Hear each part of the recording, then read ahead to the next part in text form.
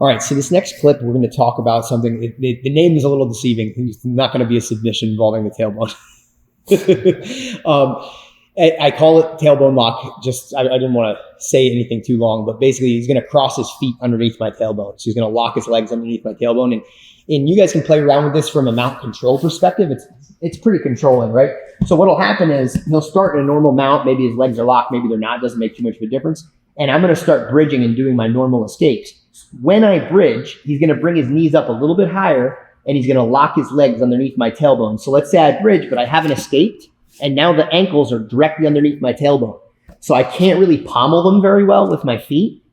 Okay. When I go to try to knee elbow, it's a nightmare. Okay. The legs don't move.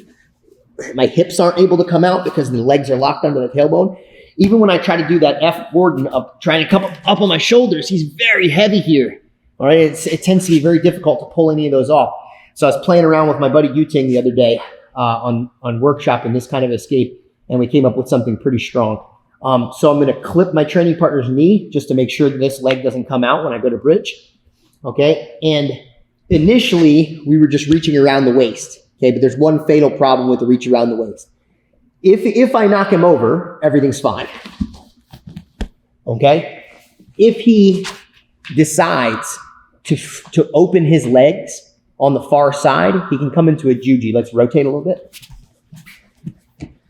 So lock up. So if I, underneath the right hand, if I go here and he releases with his top side leg, grabs my tricep, he can go knee over the top, and I can get put in a strong lat juji situation. So I can get everything that I just did there without reaching for his armpit right away. So he's locked up.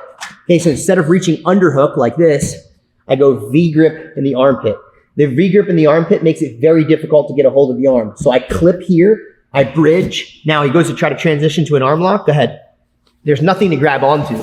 The arm can come out and I can just get into top position. Now, if he doesn't go for the arm lock, I'm just going to knock him over.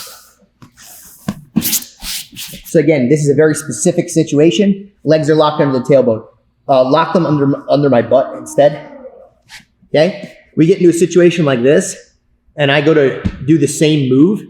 It's hard to actually bridge my training partner over. His base is not nearly as compromised as it is when his legs are stuck underneath me. So I'm going to bridge here. He barely moves. Okay. You're better off doing the normal inversion F Gordon escape there. When the hips the knees are high and locked under and I can't get a good bridge. Okay. Now it's V grip in the armpit, clip the knee, and then just come to top position. If they go for the juji, obviously you can extract the arm.